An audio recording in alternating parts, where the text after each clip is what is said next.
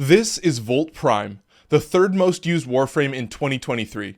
He's actually 3 builds in one: Nuke, Speed, and Eidolon, but I'll be focusing on Nuke in this video because the other 2 builds have already been done to death. I have a feeling that Volt is so high on the list only because of his Speed and Eidolon builds. His Speed build especially is pretty easy to understand, as you're just balancing duration and strength while also adding sprint boost and rush. The Eidolon build has been done and redone so many times I can't really add anything, especially because I barely play Eidolons. So with those 2 builds out of the way, the Nuke build is so much weirder. His passive really isn't worth talking about, as it gives you a tiny amount of electric damage buildup as you move. Same with his first ability Shock, which deals chaining electric damage with a guaranteed status proc.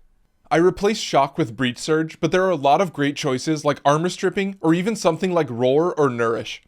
I'll always use Breach Surge as a cheap and easy DPS boost that also pacifies enemies just a little bit. His second ability is Speed. Give you and allies within range a movement speed, melee speed, and reload speed buff for a pretty short duration. All 3 of those stats are affected by mods. Because the duration is so short, I find myself forgetting to recast it, but choosing weapons that synergize with it will make it way more worthwhile to keep active. His third ability is Electric Shield. Drop down up to 6 shields in front of you, while also being able to pick one up and run around. Any shots that pass through the shield are given bonus electric damage, while doubling all crit damage. This ability, along with Shock's Augment, are the main tools when fighting Eidolons. The double crit damage is one of the few ways to buff operator damage, along with Shock Trooper just giving a ton of bonus damage. But keeping the shield active will help with all gameplay. The thing I don't like is that when you switch to operator, you drop the shield. And his final ability is Discharge. Trigger a large radial pulse that charges enemies, sending arcs of electricity between all enemies within the effect radius. Both ranges as well as the damage are affected by mods, but the actual duration of the ticking damage isn't affected by mods. Discharge is one of those nuke abilities that people build in very different ways. Because I don't play Endurance, I've always just used Breach Surge in combo with my weapons to focus on map wiping everything affected by the ability, meaning I actually have to wait for more spawns to properly use it again. For the build to work properly, you're essentially managing everything but your speed ability. Capacitance is a discharge augment that gives you free shields, along with Archon Stretch, which give you a small amount of energy regen from electric damage. Using that with Prime Flow actually gives you a lot of energy when you're also using a yellow shard for more energy from orbs. But that does mean keeping Discharge active pretty often, which also means using Breach Surge quite a lot. I also have double Umbra plus adaptation because always having free shields means you'll have 90% resistance most of the time. I've also added 2 red shards for duration, but those aren't necessary. Part of why I'm using a Tau Forged yellow shard for energy is because I no longer need Arcane Energize, so now I just have Arcane Grace to keep me alive, which means Molt Augmented is now an option to give free strength to further boost the damage of my Discharge combo. Overall, Volt needs to have some pretty balanced stats. 160% range is all you really need to hit a decent sized area with Discharge, but having positive duration at 148% with help from 2 red shards will be affected when I'm using Transient Fortitude to hit 210% strength. What you'll notice from the back half of the video is there's a lot to manage, but as long as you have enough energy, Volt does a lot of damage to everything around him, to the point where you only really need to watch your shields and keep an electric shield in front of you. Alright folks, that's right, we're here again with the back half of the video. This one should be pretty simple. What I don't want to do is I don't want to die right off the bat, so of course, we're starting the nuke build for Volt very simply by of course hitting a really good Discharge, getting a ton of enemies caught in it. We're dropping an energy shield, an electric shield so we can get our crit damage bonus going, and then now, all we're really doing is keeping Breach Surge active on these little fools, and then just kind of clearing it out. You can see, what you're kind of noticing is that Discharge, on certain builds, I'm sure if you use Armor Strip, you could pretty effectively, actually wipe enemies with just the ability. But really what I've found is that having the Breach Surge plus the Discharge combo just means that, one, enemies are either blinded or hit by a rad proc by Breach Surge, and 2, once they're hit by that proc, then you can hit them with Discharge. And then now they're going to get this cascading damage effect. You know it, you love it. I've used it on a lot of different frames.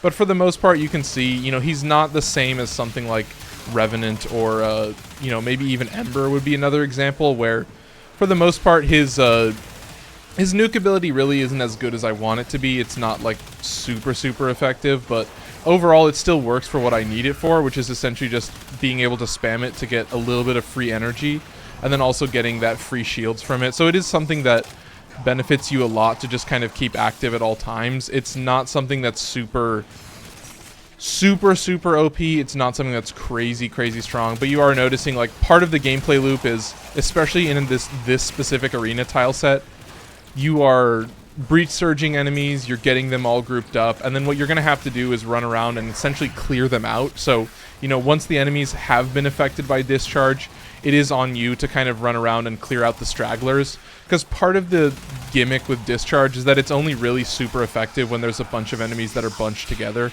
Otherwise, you're going to notice that you kind of struggle a little bit. Like, it's not to the point where it's unusable, but it is something where you're like, okay, there's more to this ability than just pressing 4. Like, it's a little more complicated than that. What I am going to try and do is clear out this guy just because I don't want him to be alive. I'm going to snag this electric shield. The thing that does suck about electric shield is that it doesn't work on glaives, but I think honestly that's pretty fair, because it's a really strong ability. Like, obviously doubling your crit damage is like pretty absurd, and in the end, like, the electric shield sometimes is like more useful than the discharge ability itself. Obviously, you know, when my Incarnon gets discharged, it's going to be a lot worse, but you know, the whole gimmick is like you can pretty much just keep Discharge active at all times, and then if you're ever worried, you also have that pacification ability from Breach Surge. But yeah, I mean, for the most part of the gameplay loop is like, especially with some of these nuke frames, I've found that not only is Breach Surge good as a DPS boost, but it also helps a lot with a little bit of pacification. So like I've mentioned earlier in previous videos, part of the gameplay loop is just, with a nuke build like this, you're essentially keeping your nuke ability active at all times, which the second part to that means you're also keeping Breach Surge active at all times. So it's this system where you're never really worried about enemies being able to look at you because you have this pacification that then plays into your Discharge. But really, that all exists just so I can look at them. Like, as soon as you look at an enemy, they're going to be dead, and that's all because of Electric Shield. Like, it just buffs your damage so much. Like, you can see me trying to articulate the words, but like, I felt like it was a good, funny meme to use it on Burstin and Incarnon, because it is my red crit Incarnon rifle that just clears out everything. But yeah, I mean, we're at the 4-minute mark and everything is already dead. We've already cleared out, all of the Luithrax enemies. We've cleared out the the Acolyte that showed up. For the most part, yeah, you're kind of seeing what's going on. Like, Volt is definitely different, and I think part of it is like, yeah, he is one of the most used Warframes, probably not at all because of nuke. I don't think anyone is using him for nuke. But this is the build that I found to be really fun because, yeah, like I said in the video, like, you don't need me to explain a speed build or an Eidolon build for Volt. There are so many videos about that. There's, like, dozens and dozens of different ways to talk about that. But yeah, I hope you're seeing that, like, Volt is still really fun. Like, he is, like, I think my 5th most used Warframe, but even then, even because I use him so little, he's still really awesome. So yeah, we're closing it out in a little bit. Definitely what you're noticing right here is that I could have died if I was not careful. But yeah, I mean, that's the nice thing. Thanks for watching.